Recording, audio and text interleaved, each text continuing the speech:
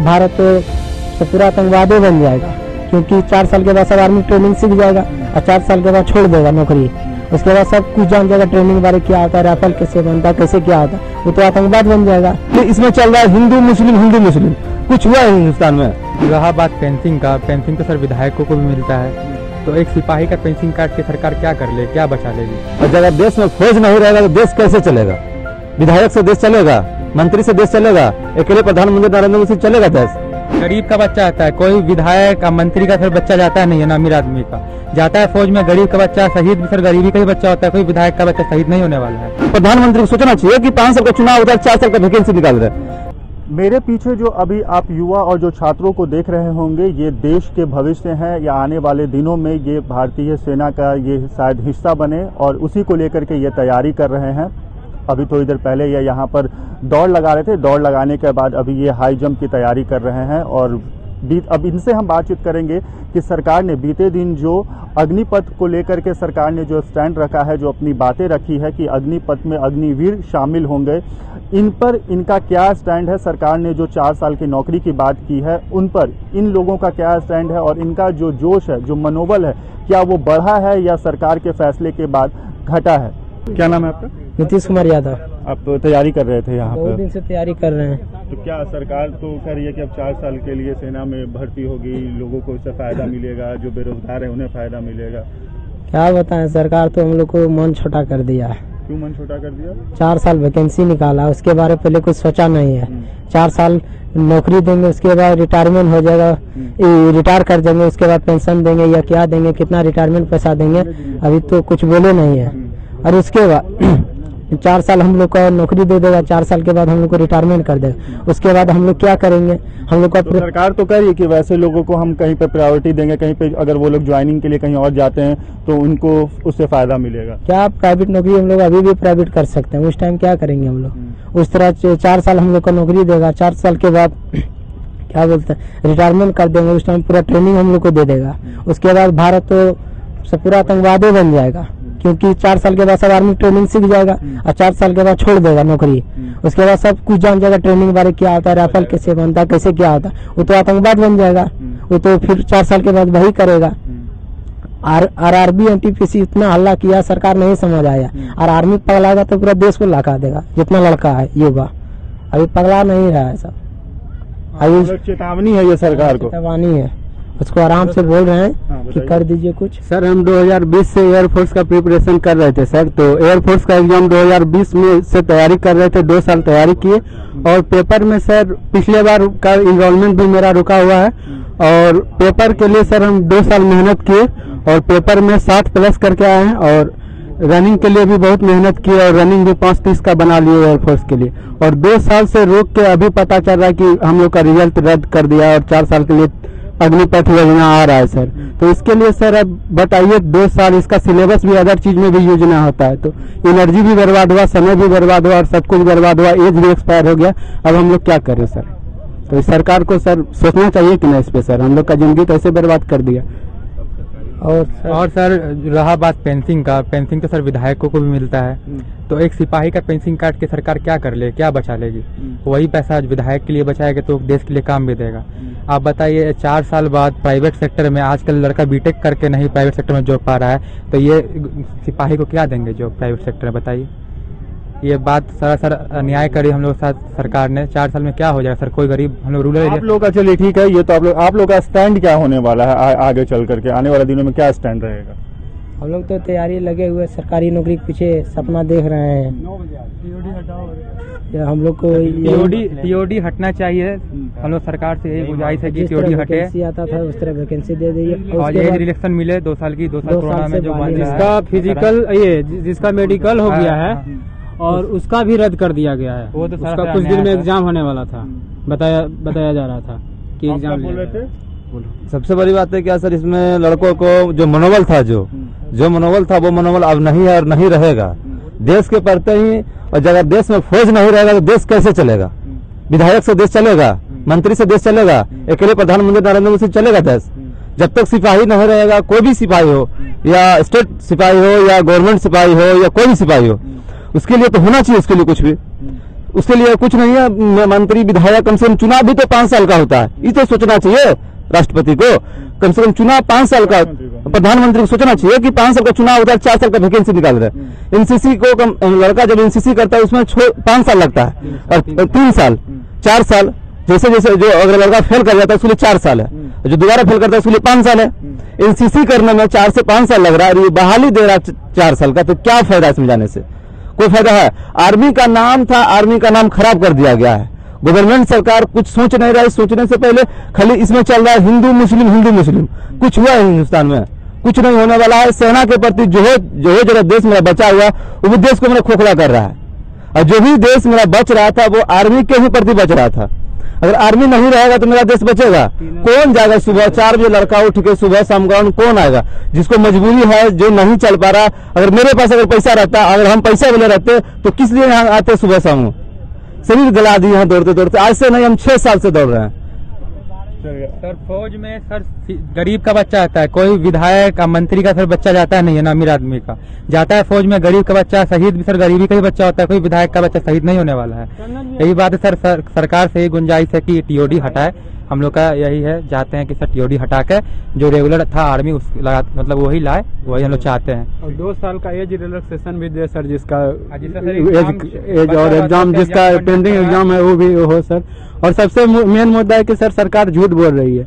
2 साल से बोल रही है कि कोरोना के कारण हम लोग रिजल्ट और इन्वॉल्वमेंट रोके हुए हैं, आर्मी का रिटर्न रोके हुए हैं। तो कोरोना कहाँ था सर? मेन तो टीओडी का मुद्दा था। ये भी एक बात है सर। सर यूपी रैली हुआ था कुछ दिन पहले, उधर कोरोना तो नहीं था, पर हम लोग का जो एआरओ कंडक्ट करती है रैली उसमें कोरोना कहाँ से आ गया सर? उसमें लाखों लाखों करोड़ों का भीड़ जुटता है। यहाँ लड़के बच्चे अपने फ्यूचर के लिए गए तैयारी करने के लिए एआरओ में जाते हैं भर्ती होने के लिए, वहाँ कोरोना आ जाता है सर। ये सरासरी इंसाफ है सर।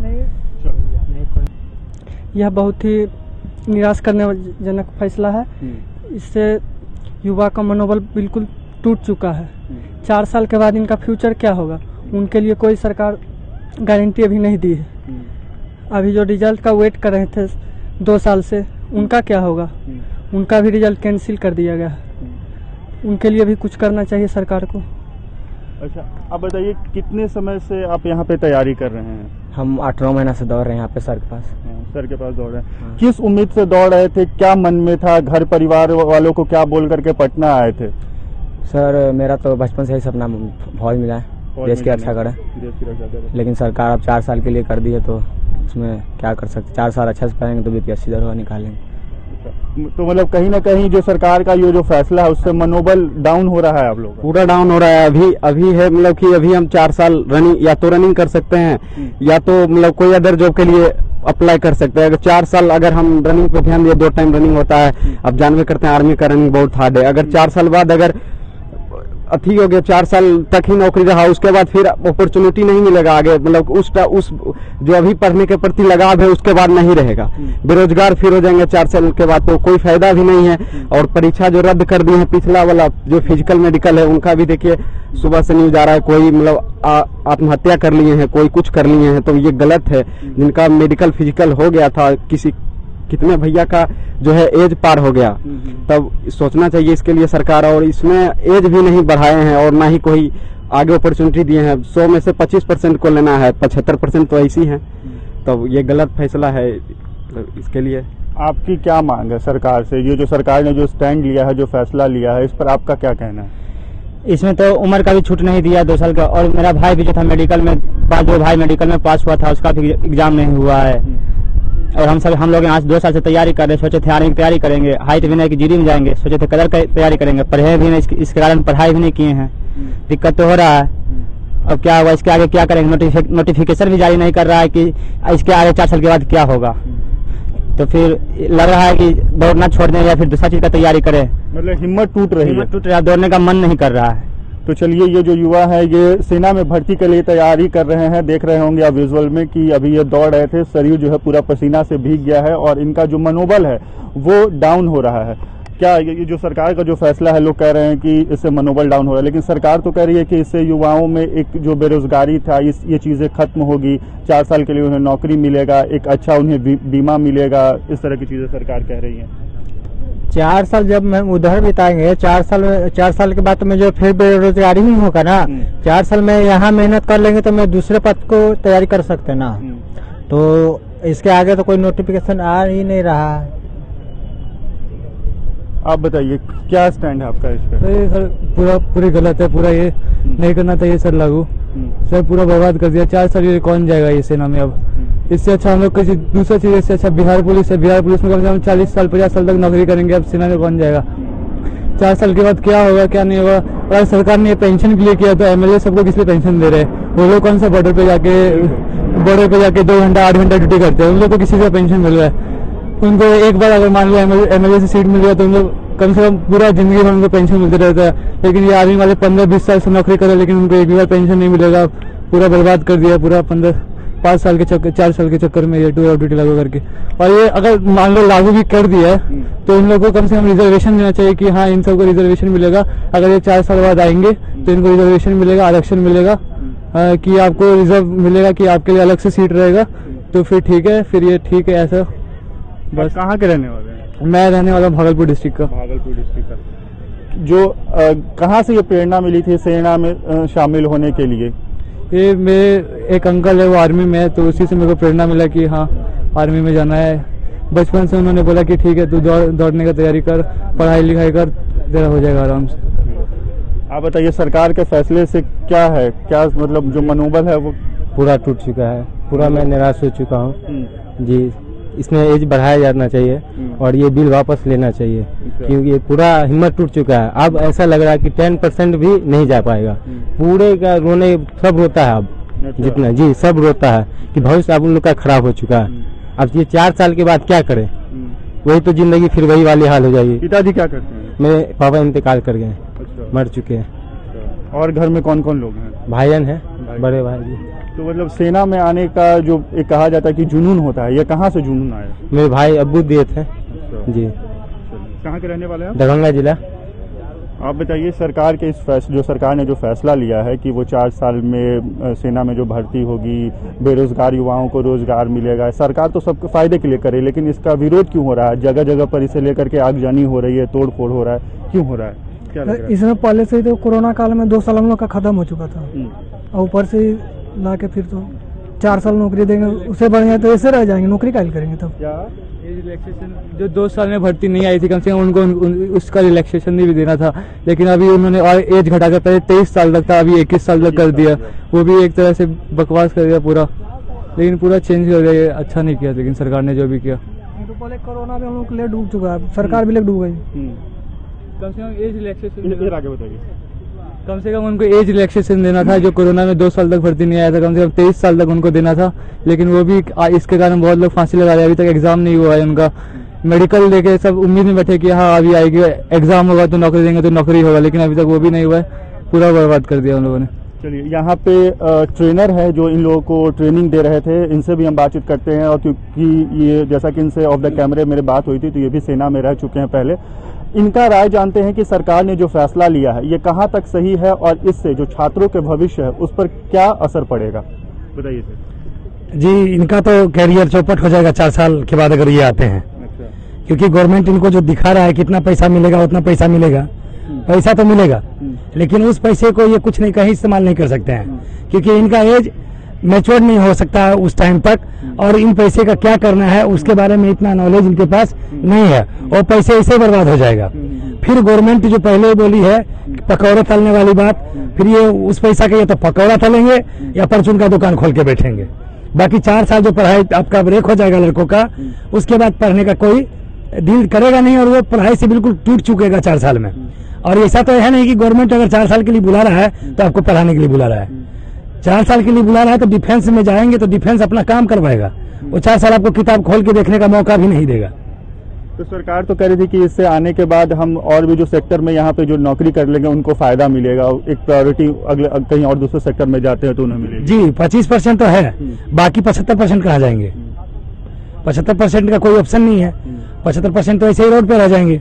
अब बाकी रहा जो पहले था यानी 17 साल से एबव नौकरी, तो उसमें प्रमोशन मिलता था तो आगे तक जाते थे। जिसको प्रमोशन नहीं मिलता था 17 साल में आ जाते थे।